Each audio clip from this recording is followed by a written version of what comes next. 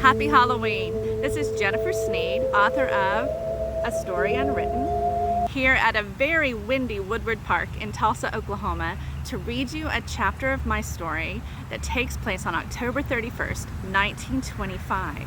In the chapter, our hero Cora is racing the clock to save her brothers from the witch's spell. I hope you enjoy.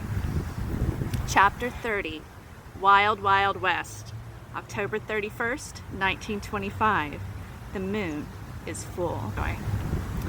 3 days after hours of cottonless hunting, she crested a hill and saw the Snake River rippling in the distance. The meandering ribbon of silvery blue water curved through the landscape without rhyme or reason. Closer at hand, she heard festival music and the whinny of horses. At the bottom of the hill, a clown, a witch, and a scarecrow walked hand in hand down the dirt road toward the music. What in the world was going on? Cora slapped her thigh. How could she have forgotten?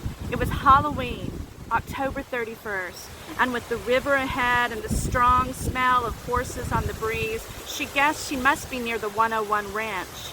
It would be fun to go to the shindig they were having, but the matter of the missing sleeve and the absence of cotton weighed on her. There was no time for a party. Not yet. Ali Baba had other ideas, though. He took off down the hill so suddenly it jolted Cora backward. He's attracted by the horses, she guessed as she wrapped her fingers in his mane to right herself. When they got to the bottom of the hill, she guided him to stay on the straightaway, but Ali Baba stubbornly ignored her and turned left. Cora shifted her body to the right. "Come on, boy, turn right. Pay attention," she clucked. Ali Baba tossed his mane and kept walking towards the carnival music wafting from the ranch. Drat it all, what was he doing? They couldn't go that way. Boy, did she wish she had regular reins and a saddle. She released the pressure of her legs on his sides and tugged at his halter. "Stop, boy, stop." He went mulishly forward. Getting off a horse while it was moving was against all the rules, but Cora couldn't go any further. There were too many people at the 101. She'd be seen, caught. She gripped Ali Baba's mane with one hand, swung her leg over and slid to the ground. When he looked over his shoulder and saw her crying, he finally stopped. He walked over and knocked her hat off with his nose.